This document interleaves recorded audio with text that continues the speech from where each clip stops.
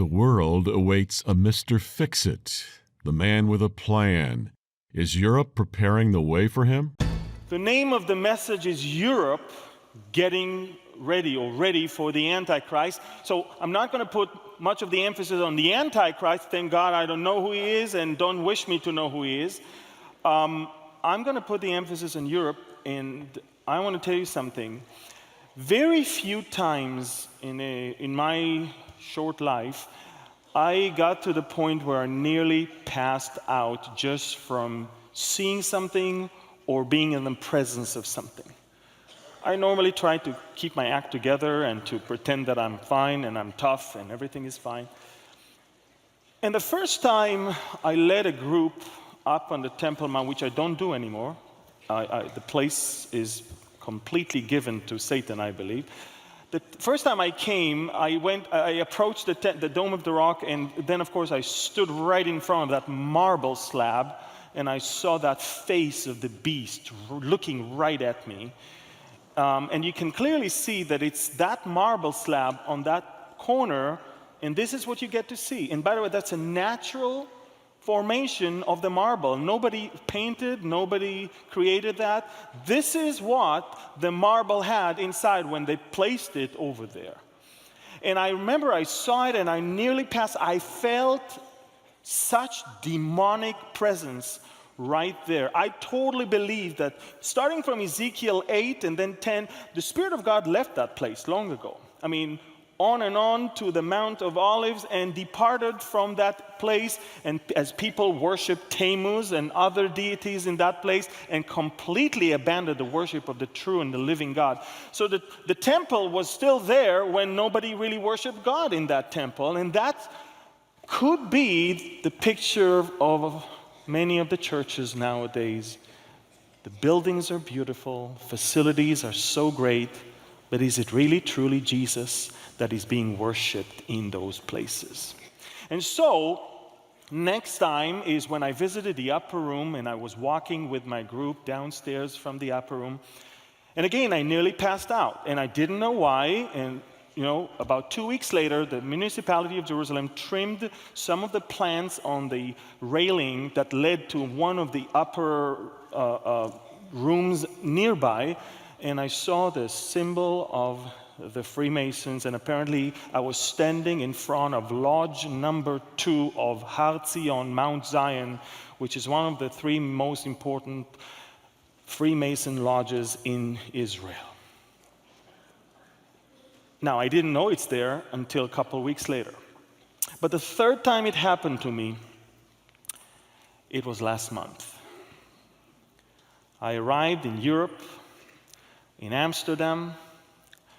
I had a room right in the area of the Dam Square.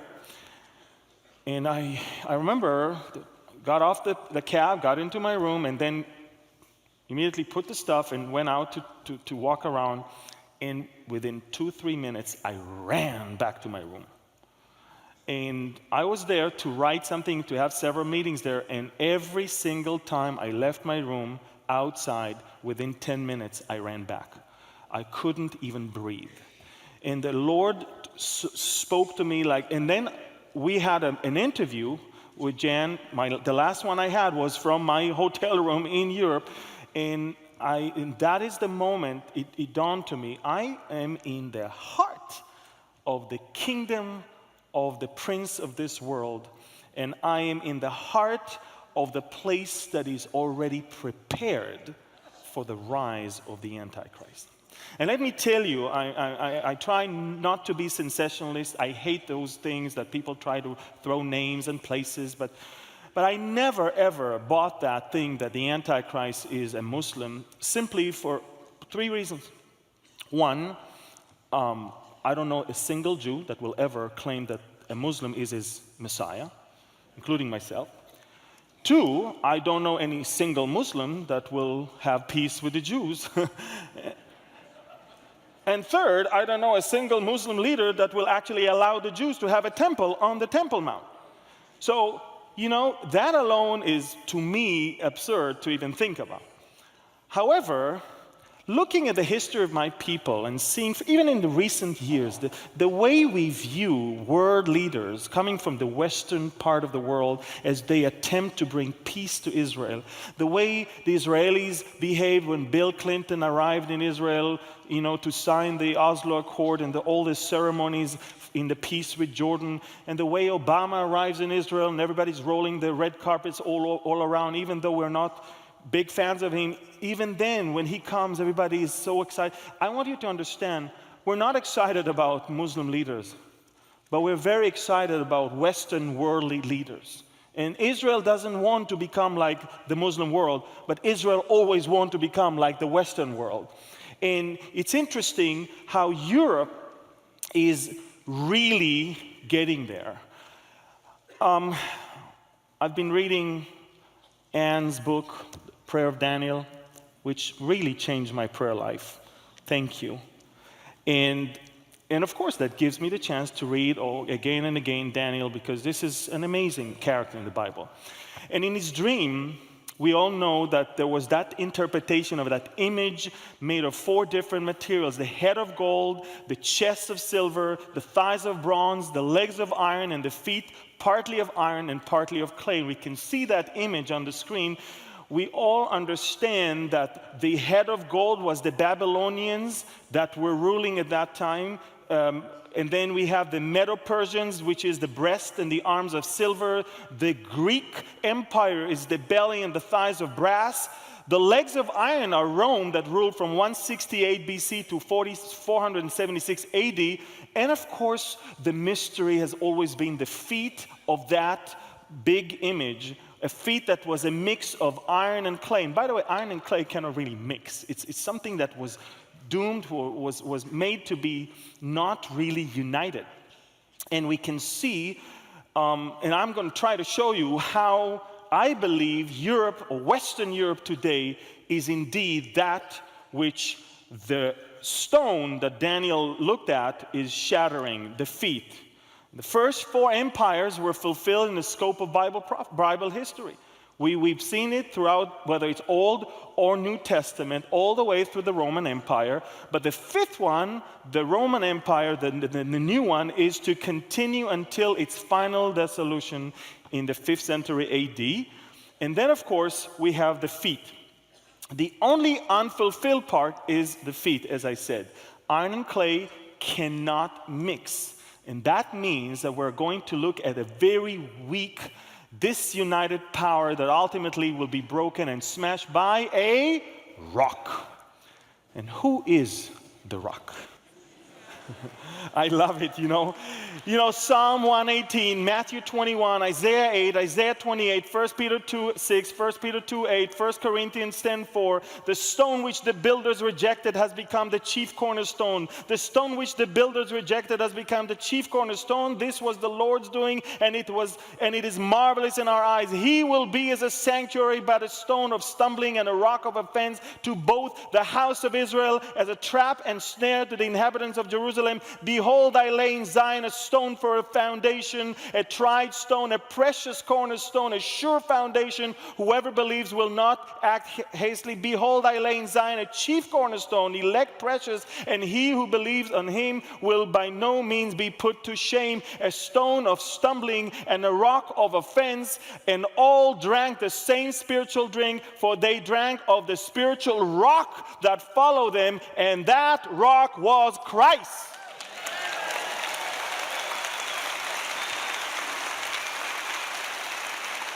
I wish I had more time to go on and on and on, but we understand there's no other way to look at that rock that is going to smash that kingdom made of the clay and the iron. We see that. And nations and kings, as we just listened this morning with Dr. Mark Hitchcock, nations and kings and rulers wants to break that bond between God and his son, Jesus. But we must remember, why do the nations rage and the people plot a vain thing? The kings of the earth set themselves, and the rulers take counsel together against the Lord and against his anointed, saying, let us break their bonds in pieces and cast away their cords from us. the rock smashing the feet is definitely Christ in his second coming. So we have to be excited about two things. Not only about our rapture to be with him, but also about the fact that when he comes, we come back with him, and he will put an end to that evil empire that is going to be ruled by the Antichrist of that time. Now we know that Nebuchadnezzar was the king of Babylon. Some say he built it. Well, Babylon in Hebrew is Bavel. Bavel goes all the way back to Genesis chapter 11, verses 1 through 9. We all know they went to the valley of Shinar to build a tower, and that was the Tower of Babel. The name Bavel in Hebrew is that God confused them. And so this is what the Tower of Babel looked like. As you can see, unfinished. They never finished it. God really smashed and destroyed it. This is an art depiction of what the tower would look like. The Babylonian Empire, destroyed by the Medes and the Persians in Babylon. And I'm going to show you how Babylon started moving. Watch this. So first of all, the Babylonian was destroyed in Babylon. The Persian Empire, which controlled Babylon, was destroyed by Alexander the Great in Babylon. The Greek Empire by Alexander the Great was destroyed by the Romans in that area of Babylon. And it's just that the Roman Empire was never destroyed in Babylon. It stopped right there. They were destroyed by the Germanic tribes, and not by Babylon, but in Europe. So Babylon was in Babylon and kept being Babylon throughout history as kingdoms rose and fell. But once it came to the Roman Empire, once it came to the western part of Europe, it actually stopped right there. This is where it stopped. And it's interesting because I'm thinking about those 10 horns that Daniel 7 mentioned, from which the Antichrist is going to come. And only Western Europe makes sense to me. We're talking about 10 different tribes, of which 3 don't even exist anymore. The Visigoths, the Anglo-Saxons, the Franks, the Alemanni, the Burgundians, the Lombards, the Suevi, Heruli, Ostrogoths, and Vandals, of which, as you can see on the screen, 7 still exist. The last 3 don't exist anymore. Amazing how one area of the world fits that particular thing. And I'm looking at that crown of stars that was given to the EU flag, and I'm thinking to myself, wow, isn't that crown that was given to the Queen of Heaven? That same Queen of Heaven that is a title given by the Babylonians to the earthly mother of Nimrod, the one who was known in their mythology as the builder of Babylon. That same Nimrod that we know was the great-grandson of Noah according to Genesis 10:8, in that mythology was the great builder of Babylon. And his mother, the Queen of Heaven. And so, watch this. We see that which is in Genesis, the Tower of Babel, which is by no means a satanic symbol of rebellion against God and the attempt to either prove that there is no God or to replace him. It's not a picture of what we see today. Almost everyone around is either trying to prove that there is no God or to take his place. I'm amazed because this is Satan's first goal from day one. He told them in the Garden of Eden, God doesn't want you to eat from that fruit, lest you will be like him. You can be like him if you will eat. And it's interesting because in Isaiah 14, when we read about Satan, how he was cast down all the way from heaven, but he wanted to be all the way up there, high above, like the Most High. The city of Babylon became a symbol, and God destroyed that tower and the city, and it became a symbol of sin and rebellion against God. And it's interesting because the Babylonian exile was an unthinkable thing. The people of Israel, the people of promise, those who were taken from darkness into the light of the promised land, are now, because of their disobedience and because of their rebellion against him, are marching back to the city that is a symbol of rebellion. By disobeying God, you are basically marching to the area of rebellion, to the place of rebellion. That is why I was so amazed when I was in Vienna in the Kunsthistorisches Museum, which is the museum for the history of art. And that same Tower of Babel is there, and you all know it was a very famous painting on 1563, painted by Peter Bruegel the Elder, a Dutch famous painter. And when they designed the EU Parliament building, you all know, they took that particular painting and designed the EU Parliament in Strasbourg, France, exactly according to it. Oh, Amir, you have such a developed imagination. Well, try and take a tour in the EU Parliament building, they'll tell you that. They're not even hiding that. You think Europe is hiding that? Take a look at I mean, we're talking about a $12 billion complex, and it was completed in the year 2000 and stands as a symbol of the pride of man that man takes in his rebellion against God. And if you still doubt that this should be reminding of the Tower of Babel, take a look at this poster that the EU produced. Europe, many tongues, one voice. And the Tower of Babel is right there. And then you see a star full of all the symbols of the occult and different religions. And then he says, we can all share the same star, free for all. That's Europe of today. And outside of the EU Council building in Brussels, you have another amazing statue standing there. A woman rides a beast. And that is, of course, their version of the story why Europe is called Europe. Europe is called Europe because of Europa, Europa. The rape of Europa is a very, very famous story in the Greek mythology. That story of Zeus disguised himself to a white bull in order to seduce the princess Europa, who was gathering flowers. And when she approached the bull and got on its back, the bull seized the occasion and to run away with her and eventually rape her. After her death, she received divine honors as Queen of Heaven. That same deity is all throughout the Babylonian and the Greek and reached all the way to the Greek mythology. In Revelation, we see in chapter 17, 3-5, how we have a woman that is riding the beast, and it was written on her forehead a name, Mystery Babylon the Great.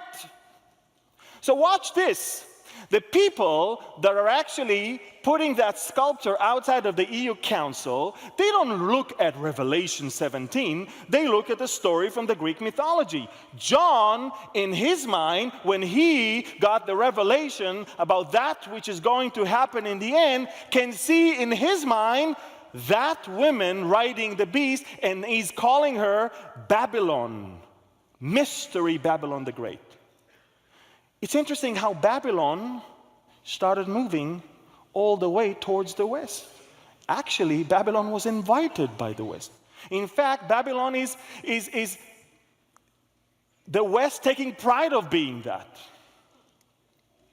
You know, if it was only that odd, ugly sculpture, I would say, okay. But you find the women rides the beast on a 1945 5 Deutsche Mark banknote in Germany, 1979 a painting on the Berlin Wall in Germany, 1984 a British stamp commemorating his second European parliamentary election, 1992 a German EQ coin, which is the EQ was before the euro, on a painting on the airport lounge in Brussels, on a German telephone card, and on the back of the new 2 euro coin in Greece. It's all over. They don't even try to hide it anymore. Revelation 17, Mystery Babylon, is decorating all over Europe, things, places, and even currencies. Speaking of the Holocaust and World War II, Adolf Hitler had a dream to restore Babylon. He had a dream that Europe will become one. And it's very interesting because how many of you heard of a Zeppelin?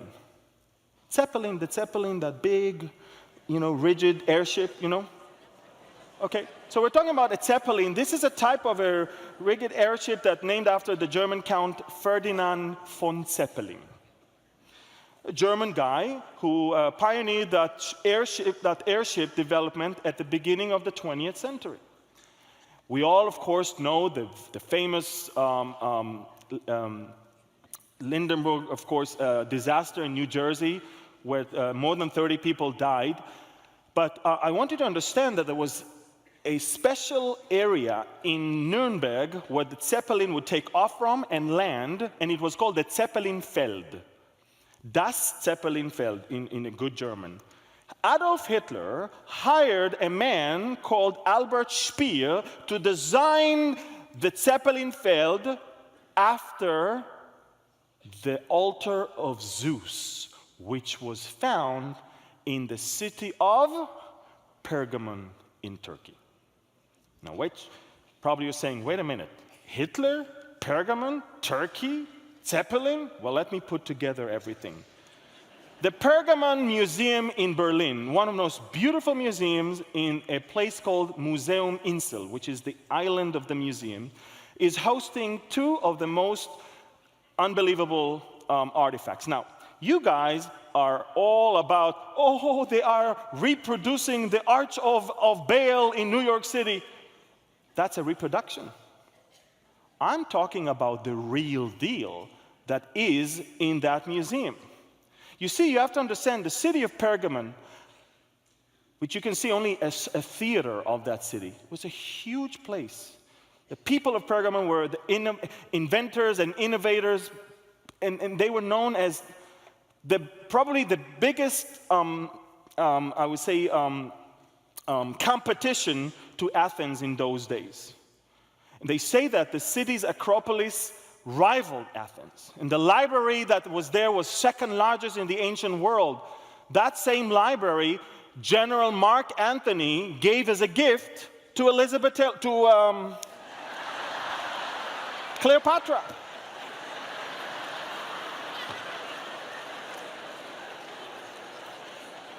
The people of Pergamon were known as what we call the temple keepers of Asia. The city had 3 temples dedicated to worship of the Roman emperor. One of them for the goddess Athena, and then was the great altar of Zeus, which was known by them then as the seat of Satan himself.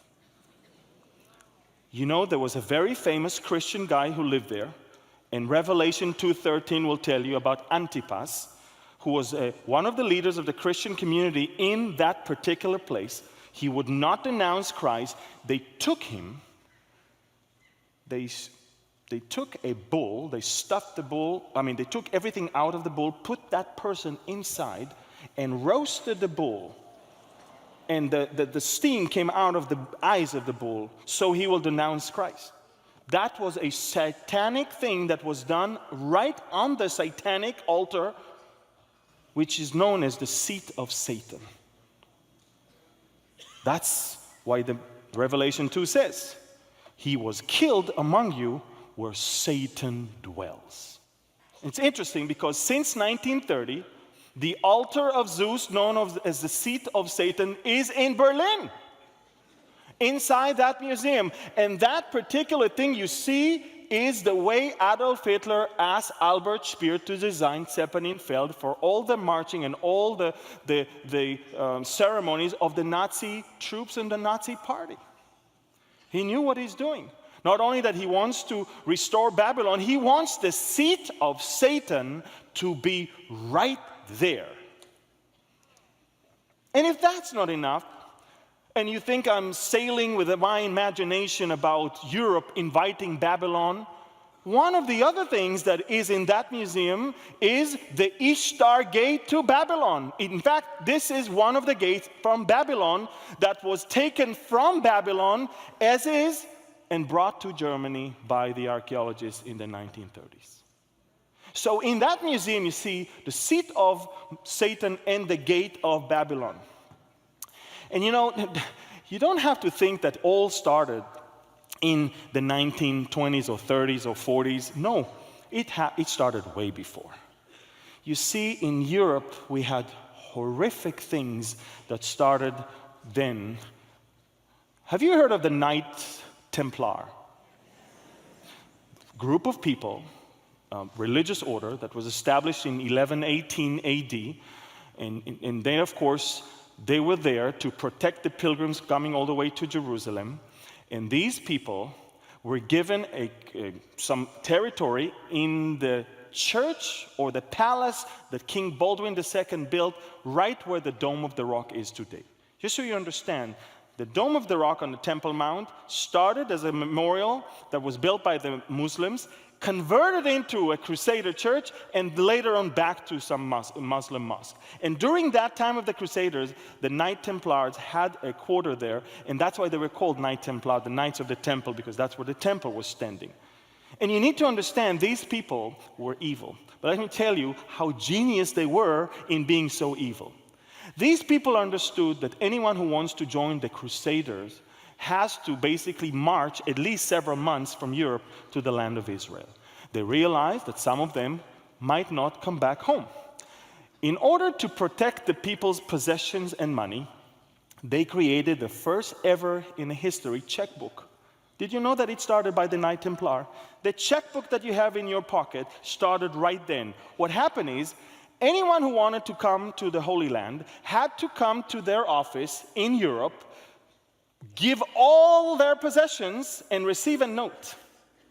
That note was in their pocket as they traveled to the Holy Land, and when they reach the Holy Land, they bring that note and get money in return. Now, 90% never made it.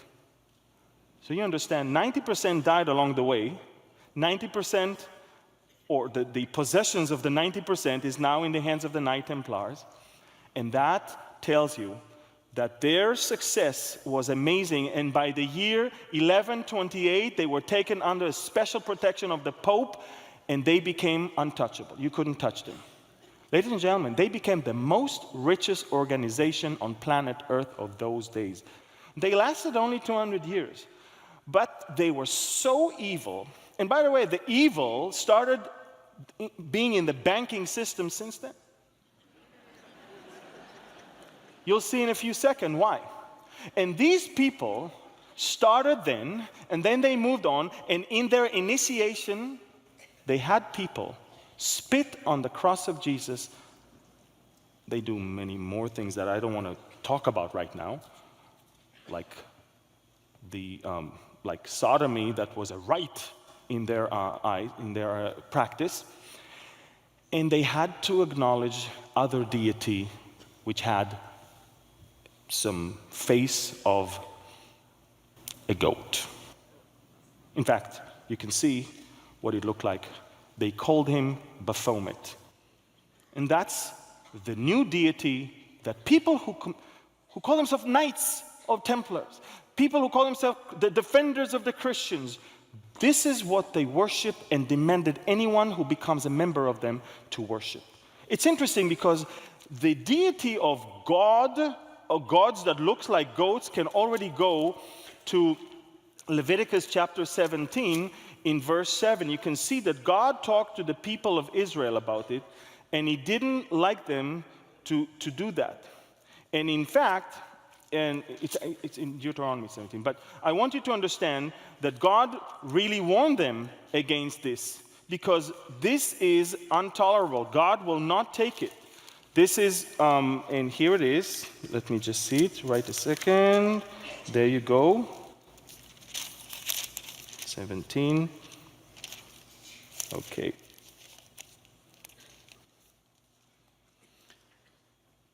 Now, I'll find it in a second.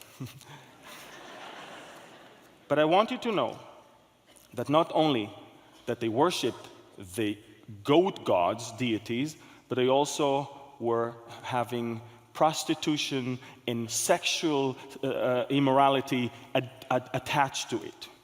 That Baphomet continued as the evil continued in Europe. The evil continued from that time of the Knight Templars, which were exposed by the King of France, and they were executed, but they continued. They continued all the way until we get to Europe of the 18th century, the Europe of the Enlightenment era, the Europe of something that has started then and became a very dangerous occult, a very dangerous secret society. And we're talking about a combination of what I call a disappointed Jew and a Jesuit who was very frustrated. Now, we all know that the Rothschild family wasn't called Rothschild. As you all know, in 1743, a goldsmith named Amschel Moses Bauer opened a coin shop in Frankfurt in Germany, and he hung above the door a sign depicting a Roman eagle on a red shield. That man had a son, and his son was Meyer Amschel Bauer, and in a very early age, he showed unbelievable immense of intellectual ability, became very, very successful, and eventually returned back to Frankfurt to buy his father's shop, and he went back in 1743, and that big red shield that was still displayed over the door, recognizing the true significance of the red shield. And then what he did, he changed his name to Red Shield, which is in German Rothschild or Rothschild. And then, of course, in his mind, he says, I understand that the best way to take over the world is indeed to loan money, but not just to people, but to governments. And that's how I can make sure they do anything I want. He started a cahoot with another very disappointed Jew, and we're talking about Adam Weishaupt, that was born in Ingolstadt in the year 1748. And he was someone who was adopted by the Jesuit order and turned to be someone who worshipped Satan himself. We're talking about someone who was following some philosopher like Voltaire and others. And we're talking about the combination of a Satan worshiper and a combination of someone who wants to take over the world, and they realize that this is their opportunity in Europe of the 18th century to take over. It was so dark, it was so evil, that they had to put upon themselves a face of benevolent organization, yet inside their job was to do something completely different, to destroy the evangelical church that just started in Europe and to take over the world. They did not believe that God really deserved to be worshipped. They believed that in the picture, it is Satan who needs to be worshipped and not God himself. That's how the Illuminati was born on May 1st, 1768, in Ingolstadt in Germany. They took upon themselves a name that was of a secret society in Germany from about 100 years earlier. Illuminati means the illuminated, enlightened ones. What light? The light of Lucifer. And when they were exposed as Illuminati, they realized we need to infiltrate into something completely new. And they realized that in 1717, the Masons started in London and continued all the way. The Masons were Masons. They built things. That's why they were called Masons. But there was a problem.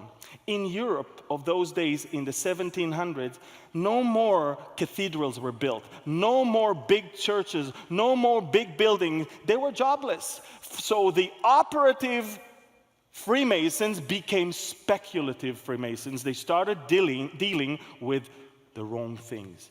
And Mr. Weishaupt, together with the Rothschild, infiltrated into the Freemasons, which was the most successful secret society all around Europe at that time, and they realized this is our way to continue our plan. I want to read to you two things that Masons wrote in their books. One, Albert Pike, Morals and Dogma, page 321. Lucifer, the light bearer, strange and mysterious name given to the spirit of darkness. Lucifer, the son of the morning, is it he who bears the light? Doubt it not. And another European woman, Sister Helena Petrovna Blavatsky, in The Secret Doctrine, she said, it is Satan who is the God of our planet and the only God. Satan, or Lucifer, represents the centrifugal energy of the universe, this ever-living symbol of self-sacrifice for the intellectual independence of humanity. People at that time were worshiping Satan in the dark. Now it's completely out in the open, all over Europe. In the early 1950s, we had the European Organization for Nuclear Research that started. All of you know it as by CERN. Have you seen that? CERN is actually the French name, Conseil Européen pour la Recherche Nucléaire, which is the European Organization for Nuclear Research. And interesting, they were a group of scientists, and in fact, in 1989, under the guidance of Tim Berners-Lee, CERN began the World Wide Web project, which led to the first web page in the history. On April 30th, 1993, CERN announced that the World Wide Web would be free to anyone. Originally, they started communicating between themselves, then they decided it's good enough for everyone to use it for free. And I can tell you that it started in the dark and continues in the dark, because if there is one thing that is so dark nowadays that we cannot see, is the internet. And I want you to know that what they did, just like in the Tower of Babel, when the people wanted to take over God, these people started a French-Swiss $9 billion collider complex that is buried at the depth of about 575 feet, and the tunnel complex runs along a 17-mile circuit. And this collider is supposed to send light and supposed to somehow imitate what? The Big Bang. Now, they claim that they found a way to do it, but I'm amazed because these are scientists. Scientists normally don't associate themselves with anything religious. They try to stay neutral. They try to look only at the science. Oh, and of all things, outside of their building, this organization decided to put one thing outside: the goddess of destruction, Shiva. You see, in their minds, what they're doing is something that they believe can indeed bring about destruction. In fact, some speculations about their logo, as you can see, is that it is actually made of 3 different sixes are there. But if that's not enough, I want you to know, today, CERN, by the way, one of their, in fact, their headquarters is in a town called Saint-Genou-Poli. And the name Poli comes from the Latin Apolloniacum, and it's believed that the Roman time, the temple existed in honor of Apollo, and the people who lived there believed that it is a gateway to the underworld. No wonder most of their activity is under the ground. It is interesting that CERN is built on that same spot. In Revelation 9, verses 1 and 2 and verse 11, to him was given the key of the bottomless pit, and he opened the bottomless pit, and they had a kind over them, which is the angel of the bottomless pit, whose name in the Hebrew tongue is Abaddon, but in the Greek tongue has the name Apollyon. They are located in a place named after Abaddon, after that which is in charge of the bottomless pit. But today, CERN is more famous, or I would say infamous, for something else. For an upcoming experiment in which scientists will play God in an effort to recreate the conditions immediately following the Big Bang event that gave birth to the universe millions of years ago. So people in Europe put upon themselves horrific deities, and then locate themselves in a place named after the angel in charge of the bottomless pit, and they want to act like God by creating something like him. June 1st, 2016 of this year, the opening ceremony of Gotthard Base Tunnel, a 57-kilometer long tunnel in Switzerland, the longest and the most expensive tunnel in the history of planet Earth. They have very strange opening ceremony, and this particular person is wearing that head of a goat. This is Baphomet, just so you understand. And let me tell you what happened during that particular ceremony or event. The central figure is a production of the goat man, striking resemblance of Baphomet. In the occult world, Baphomet is often a symbol of Satan or the human embodiment of Satan, which is going to be the Antichrist. During the ceremony, the goatman dies. In the ceremony, the goatman dies. During the ceremony, the goatman recovers from a fatal wound. During the ceremony, the goatman is worshipped by everyone else. And during the ceremony, the goatman is crowned as the ruler of the whole world. In a ceremony in Switzerland this year in June 1st. I think you know where I'm going. You see, the effort to bring about Europe in the modern age started in 1923 by the Austrian Count, and then it continued in 1950 by the Schuman Declaration, the French foreign minister, in 1951, the Treaty in Paris, 57, the Treaty of Rome. The EU began literally in a treaty signed in Rome, talking about the new Roman Empire. And very interesting because in 87 they continued signing deals in Single European Act, and in 92 in Maastricht in Belgium, and the Treaty of Amsterdam continued that. But in 2007 in Lisbon, Portugal, the treaty actually creates a new function in the EU institutional architecture, a president of the European Council. For the first time, Europe in modern age has a position of someone who will control all over when the time comes. See, in Daniel 7, we saw those beasts coming. And we saw that in that night vision, in verse 7 and 8, behold, a fourth beast, dreadful and terrible, exceedingly strong. It had huge iron teeth. It was devouring, breaking in pieces, and trampling the residue with its feet. It was different from all the beasts that were before it. And it had 10 horns. I was considering the horns, and there was another horn, a little one, coming up amongst them, where before whom 3 out of the first horns were plucked out by the roots. They don't exist anymore.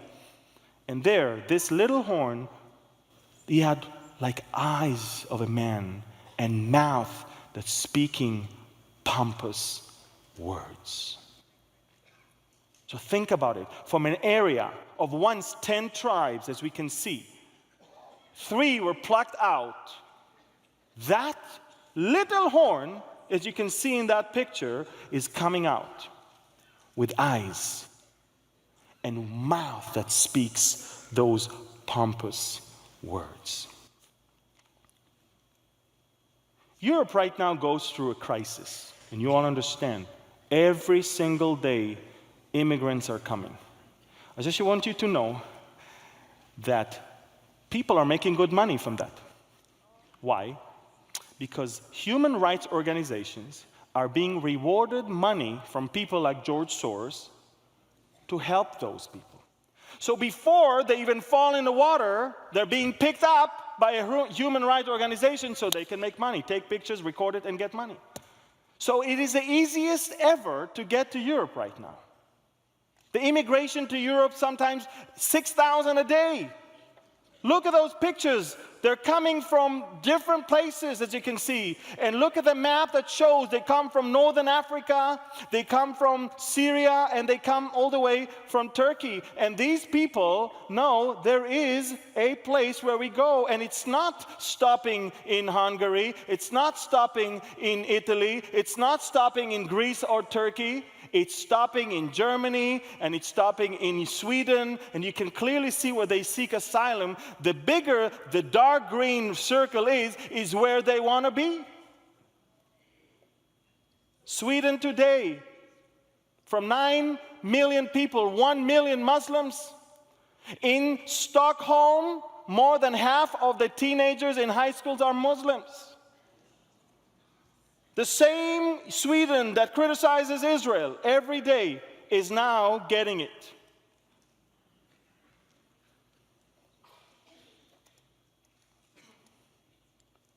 And you know, the Vatican has a solution. The solution of the Vatican is this. If you want to be good people,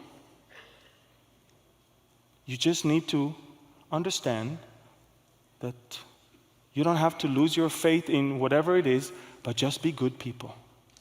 Say good, be good, do good. That's it. Hold hands and let's sing Kumbaya. All churches, Catholic churches, now opening their doors for those refugees to come. And they tell them, you just have to be good. You're like us. Be like us.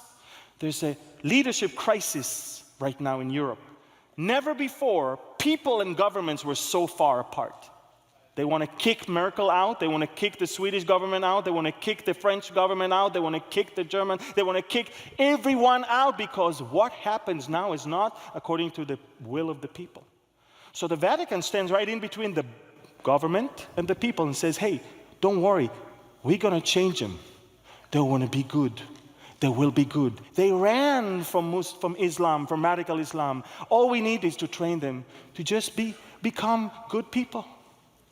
Do good, be good, say good, feel good. This is the new world religion. You don't have to believe in Jesus in order to enter the kingdom of God. That's what the Pope said. Just do good things. And every one of those immigrants is going to adopt it. Why? Because he doesn't want to go back. He doesn't want to go back to radical Islam. If things will be better, he might go back. Right now in Europe, he's looking for some sort of hope. Europe kicked God out. Europe invited Babylon in. Europe exports satanic worship. Europe exports liberal lifestyle. Europe promotes globalism. And Europe is very anti-Israel. Everything, all the ingredients are there.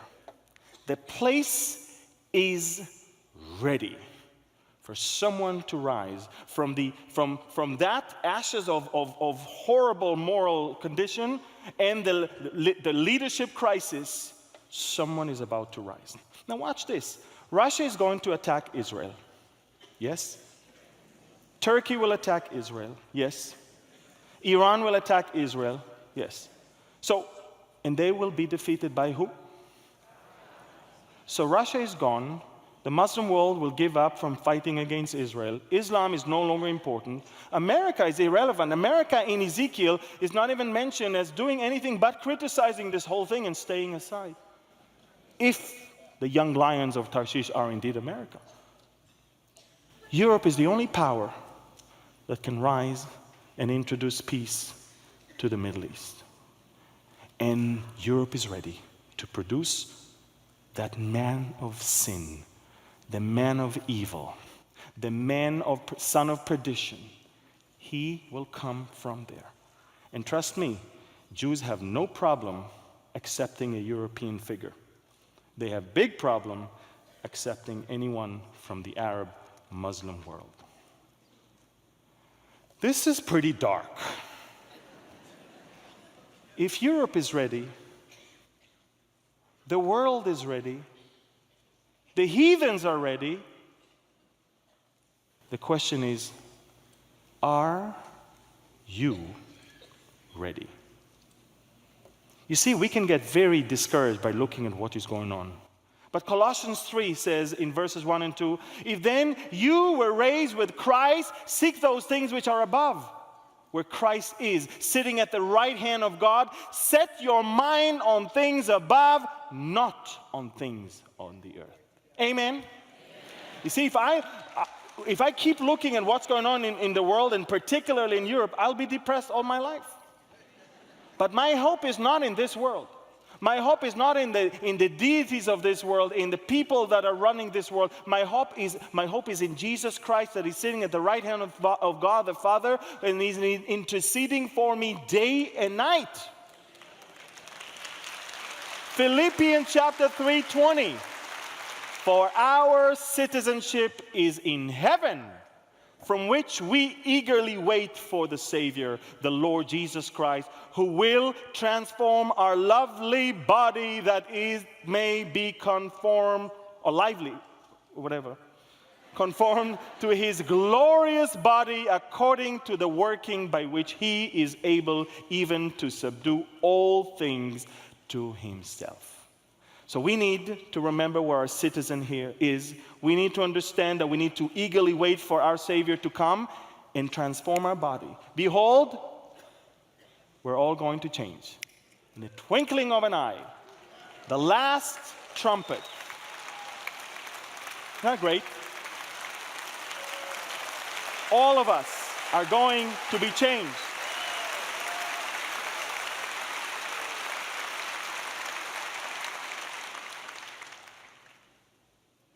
The map is ready. This morning we saw the Middle East is ready. This afternoon we see that the preparation of the Antichrist is all there. Don't take these things lightly. Hold on to the blessed hope. But as that amazing message of Anne Graham Lotz this afternoon was, judgment begins in the house of the Lord.